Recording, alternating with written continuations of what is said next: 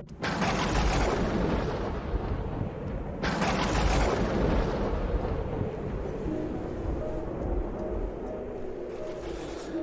Seigneur soit avec vous. Et avec votre esprit. Évangile de Jésus-Christ selon saint Luc. Gloire à toi, Seigneur. En ce temps-là, comme les pharisiens demandaient à Jésus quand viendrait le règne de Dieu, il prit la parole et dit: La venue du règne de Dieu n'est pas observable. On ne dira pas: voilà, il est ici, ou bien il est là. En effet, voici que le règne de Dieu est au milieu de vous. Puis il dit aux disciples: Des jours viendront où vous désirerez voir un seul des jours du Fils de l'homme, et vous ne le verrez pas. On vous dira: voilà, il est là-bas, ou bien voilà, il est ici. N'y allez pas, n'y courez pas. En effet, comme l'éclair qui jaillit illumine l'horizon d'un bout à l'autre, ainsi le Fils de l'homme quand son jour sera là. Mais auparavant, il faut qu'il souffre beaucoup et qu'il soit rejeté par cette génération. Acclamons la parole de Dieu. Louange à toi, Seigneur Jésus. Beaucoup de gens sont préoccupés par la fin du monde, surtout lorsque certaines dates arrivent. C'est arrivé par exemple quand le premier millénaire s'est terminé et le deuxième a commencé. Les historiens disent que les gens vivaient dans la peur parce qu'ils pensaient que c'était la fin du monde. Quelque chose de similaire est arrivé dans la fin des années 1990, début 2000. La peur, la fin du monde, et beaucoup, entre guillemets, de prophètes prédisaient la fin du monde. Et même lorsque il y a des catastrophes naturelles ou des guerres atroces, il y a des gens qui annoncent la fin du monde. Mais le Seigneur nous dit: soyez calmes. Soyez calmes, mais soyez préparés.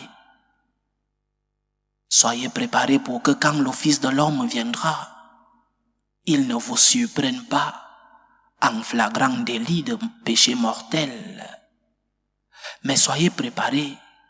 C'est ce qui est le plus important pour un chrétien. Pas de chercher la fin du monde. Pas de chercher de savoir quand elle viendra.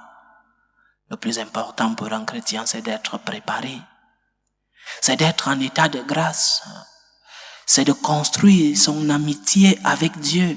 Construire cette relation amicale avec le Seigneur. C'est le plus important pour un chrétien. La fin du monde pour nous, ce n'est pas un jour.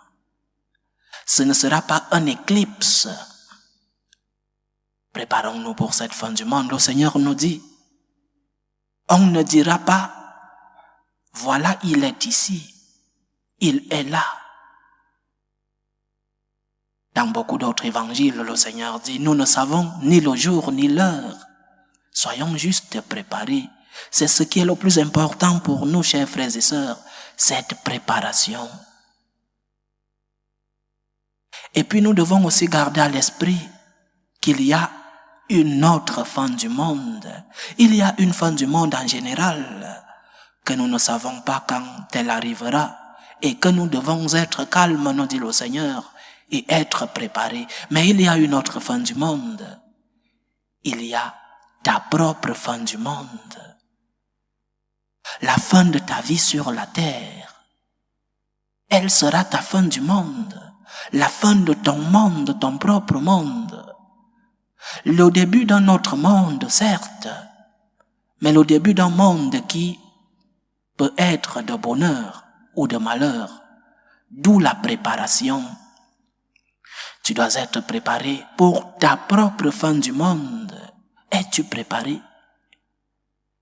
Si aujourd'hui était le jour de ta fin du monde personnel, es-tu préparé?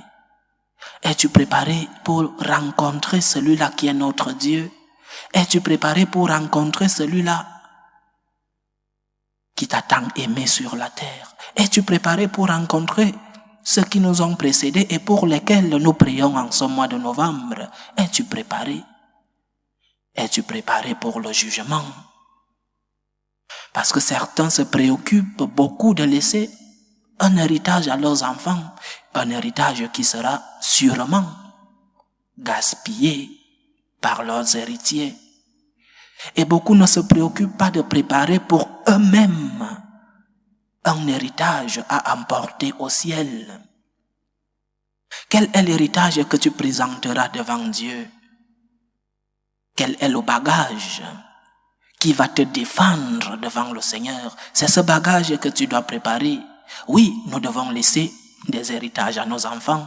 Je suis le dernier qui puisse dire non. Mais il y a plus important que l'héritage matériel. Nous devons nous préparer.